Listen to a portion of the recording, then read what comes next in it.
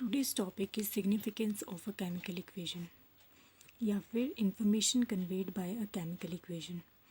मतलब chemical equation क्या होती है, उसके एसेंशियल्स क्या होते हैं, वो सब कुछ हमने पढ़ लिया था। आज हम पढ़ेंगे कि सिग्निफिकेंस क्या होता है, क्या फ़ायदा है केमिकल इक्वेशन का, क्या इन्फॉर्मेशन है जो केमिकल इक्वेशन हमें देती है।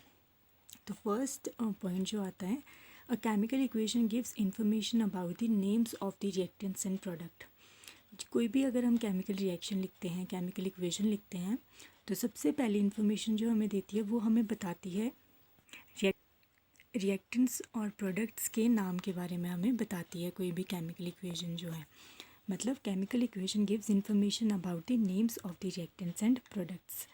अब सेकेंड आता है, it gives information about the relative number of the reactants and product. मतलब कितना नंबर जो है वो रिएक्टेंट्स का रिएक्ट कर रहा है और कितने प्रोडक्ट्स जो हैं वो प्रोड्यूस हो रहे हैं। ये इन्फॉर्मेशन भी हमें केमिकल इक्वेशन देती है। It gives information about the relative masses of the reactants and product, कि जब भी रिएक्टेंट रिएक्ट कर रहे हैं तो कितना मासेस है जो उनका रिएक्ट कर रहा है, और जो प्रोडक्ट्स प्रोड्यूस हो रहे हैं उनके कितने मासेस प्रोड्यूस हो रहे हैं। ये इन्फॉर्मेशन भी हमें केमिकल इक्वेशन से मिल जाती है। फोर्थ इन्फॉर्मेशन जो हमें केमिकल इक्वेशन देती है, it tells us about the relative volumes of the gaseous reactants and products. अगर कोई किसी भी केमिकल इक्वेशन में कोई गैशियस रिएक्टेंट है, मतलब कोई गैस है जो रिएक्ट कर रही है, या फिर कोई गैस है जो प्रोड्यूस हो रही है, तो हमें ये इन्फॉर्मेशन देती है कि वो गैशियस रिएक्टेंट रिएक्ट कर रहा है या फिर गैशियस प्रोडक्ट जो है वो प्रोड्यूस हो रहा है। जैसे केमिकल इक्वेशन लिखी है यहाँ पर, zinc Zn plus HCl 2HCl giving zinc chloride ZnCl2 plus H2 hydrogen. अब मैंने बताया आपको कि सबसे पहले ये जो केमिकल इक्वेशन है ये हमें किसके बारे में बताएगी। ये केमिकल इक्वेशन हमें बताएगी कि कौन सा रिएक्टेंट जो है वो रिएक्ट कर रहा है और कौन से प्रोडक्ट्स जो हैं वो प्रोड्यूस हो रहे हैं, उनके नाम के बारे में बताएगी। जैसे Zn हमें जिंक के बारे में बता रहा है, HCl जो है वो हमें बता रहा है कि हाइड्रोक्लोरिक एसिड है, ZnCl2 बता रहा है ये जिंक क्लोराइड है, और H2 बता रहा है ये हाइड्रोजन गैस है। It means zinc is reacting with hydrochloric acid giving us zinc chloride and hydrogen. सबसे पहली इन्फॉर्मेशन हमें केमिकल इक्वेशन ये दे रही है। सेकेंड इन्फॉर्मेशन मैंने बताया था कि जो भी केमिकल इक्वेशन है वो हमें बताती हैं कि कितने कितने रिएक्टेंट्स जो हैं वो रिएक्ट कर रहे हैं या कितने मॉलिक्यूल्स एटम्स रिएक्ट कर रहे हैं। अब जैसे 1 atom of zinc is reacting with 2 molecules of hydrochloric acid and giving us 1 molecule of zinc chloride and 1 molecule of hydrogen gas। अब ये कैसे पता लग रहा है, ये देखो यहाँ पर केमिकल इक्वेशन में जब हम देखते हैं तो हमें पता है अगर जिंक के आसपास कुछ भी नंबर नहीं लिखा है इट मीन्स ये 1 है, और ये एटम है क्योंकि अकेला ही है, तो 1 एटम ऑफ जिंक जो है रिएक्ट कर रहा है विद HCl, पर कितने HCl है वो 2 मॉलिक्यूल्स ऑफ हाइड्रोक्लोरिक एसिड। अब मॉलिक्यूल क्यों है, क्योंकि ये हाइड्रोजन के एक एटम से और क्लोरीन के एक एटम को मिला के HCl बना है।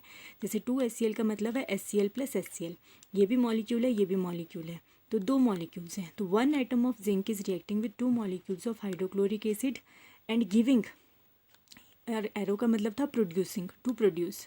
तो zinc is reacting with 2 molecules of hydrochloric acid and producing 1 molecule of zinc chloride. Zinc chloride के आगे क्या लगा है, 1 लगा है, कुछ भी नहीं नंबर है, इट मीन से 1 है। तो 1 मॉलिक्यूल ऑफ जिंक क्लोराइड, ये भी मॉलिक्यूल है क्योंकि जिंक एटम से बना है और क्लोरीन के 2 एटम्स को मिला के बना है। तो 1 molecule of zinc chloride is producing plus, अब H2 जो है ये भी हाइड्रोजन के 2 एटम्स को मिला के बना है, तो ये भी मॉलिक्यूल है, पर कितने मॉलिक्यूल्स हैं इसके, 1 मॉलिक्यूल। तो 1 मॉलिक्यूल ऑफ हाइड्रोजन भी बन रहा है इस केमिकल इक्वेशन में। अब थर्ड हमें ये बताती है कि कितना कितना मास जो है वो रिएक्ट कर रहा है।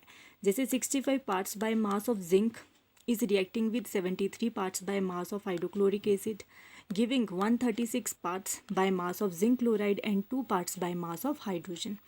इसका मतलब है केमिकल इक्वेशन मुझे क्या बता रही है, जिंक का जो मास होता है, एटॉमिक मास होता है, इट इज़ 65 AMU। इसका क्योंकि एक ही एटम है इसलिए 65 AMU, तो मतलब 65 AMU जो है वो जिंक रिएक्ट कर रहा है, और किसके साथ रिएक्ट कर रहा है, 2 मॉलिक्यूल्स हैं हाइड्रोक्लोरिक एसिड के, it means HCl plus HCl। अब हमें पता है हाइड्रोजन के एक एटम का मास होता है 1, क्लोरीन के एक एटम का मास होता है 35.5, और 2 मॉलिक्यूल्स हैं इसके लिए, तो हम प्लस कर देंगे इन सब के मासेस। हाइड्रोजन के लिए 1 प्लस क्लोरीन के लिए 35.5 प्लस एक और मॉलिक्यूल HCl का, तो हाइड्रोजन के लिए 1 + 35.5 क्लोरीन के लिए। तो ये जो टोटल मास है ये हमारे पास हो जाएगा 73।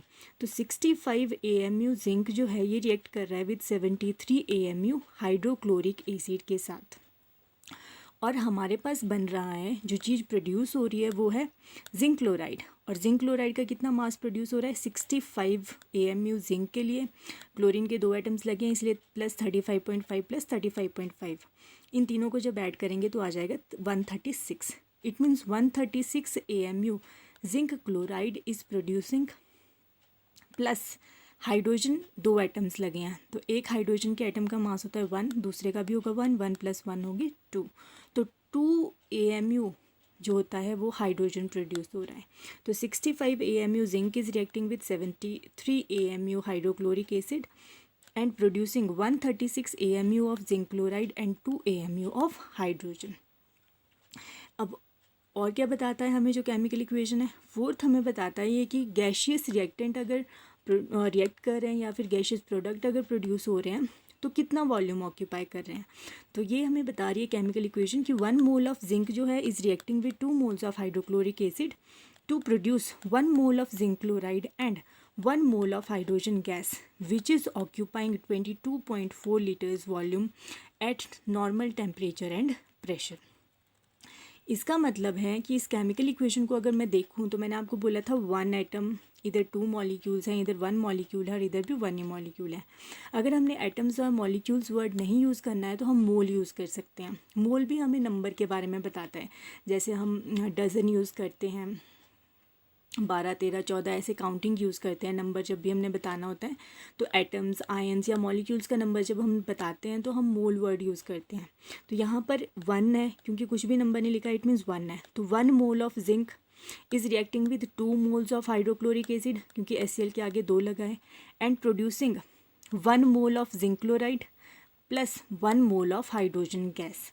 और 1 मोल हाइड्रोजन गैस जो होती है वो नॉर्मल टेम्परेचर और प्रेशर की कंडीशंस में 22.4 लीटर्स जो वॉल्यूम है उतना वॉल्यूम घेरती है।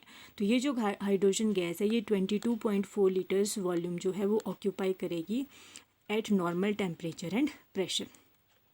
तो ये इन्फॉर्मेशन थी जो हमें केमिकल इक्वेशन दे रही थी।